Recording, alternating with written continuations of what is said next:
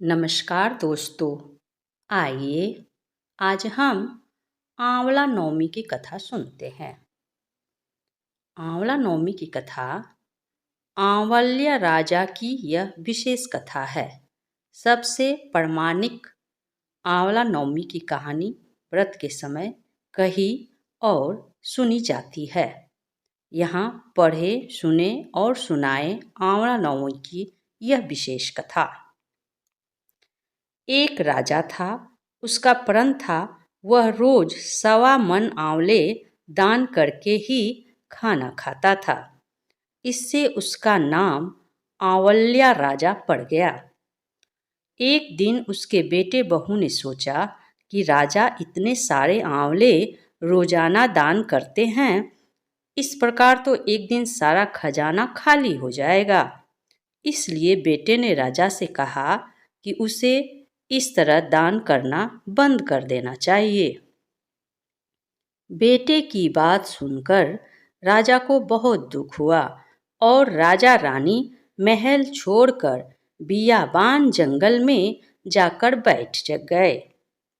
राजा रानी आंवला दान नहीं कर पाए और प्रण के कारण कुछ खाया नहीं। जब भूखे प्यासे 7 दिन हो गए तब भगवान ने सोचा, यदि मैंने इसका प्रण नहीं रखा और इसका सत नहीं रखा तो विश्वास चला जाएगा। इसलिए भगवान ने जंगल में ही महल और राजबाग बगीचे सब बना दिए और ढेरों आंवले के पेड़ लगा दिए।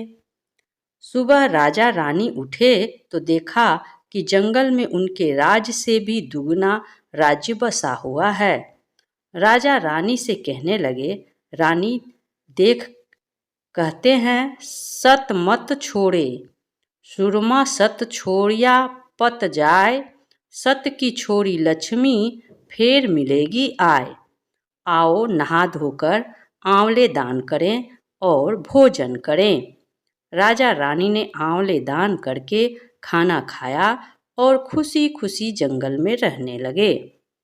उधर आंवला देवता का अपमान करने व माता पिता से बुरा व्यवहार करने के कारण बहू बेटे के बुरे दिन आ गए।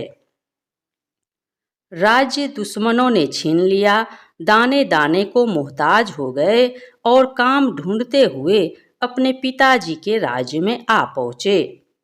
उनके हालत इतने बिगड़े हुए थे कि पिता ने उन्हें बिना पहचाने हुए काम पर रख लिया।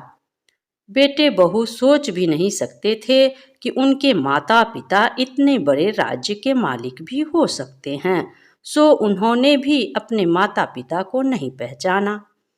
एक दिन बहू ने सास के बाल गूंथते समय उनकी पीठ पर मस्सा देखा। उसे यह सोचकर रोना आने लगा कि ऐसा मस्सा मेरी सास के भी था। हमने ये सोचकर उन्हें आंवले दान करने से रोका था कि हमारा धन नष्ट हो जाएगा। आज वे लोग ना जाने कहाँ होंगे। यह सोचकर बहू को रोना आने लगा और आंसू टपक टपक कर सास की पीठ पर गिरने लगे। रानी ने तुरंत पलट कर देखा और पूछा कि तू क्यों रो रही है। उसने बताया कि आपकी पीठ जैसा मस्सा मेरी सास की पीठ पर भी था। हमने उन्हें आंवले दान करने से मना कर दिया था, इसलिए वह घर छोड़कर कहीं चले गए। तब रानी ने उन्हें पहचान लिया और सारा हाल पूछा और अपना हाल बताया। अपने बेटे बहू को समझाया कि तुम दान करने से धन कम नहीं होता बल्कि बढ़ता है। बेटे बहू भी अब सुख से राजा रानी के साथ रहने लगे। हे भगवान, जैसा राजा रानी का सत रखा वैसा सबका सत रखना, कहते सुनते सारे परिवार का सुख रखना। जय हो आंवला महाराज की जय।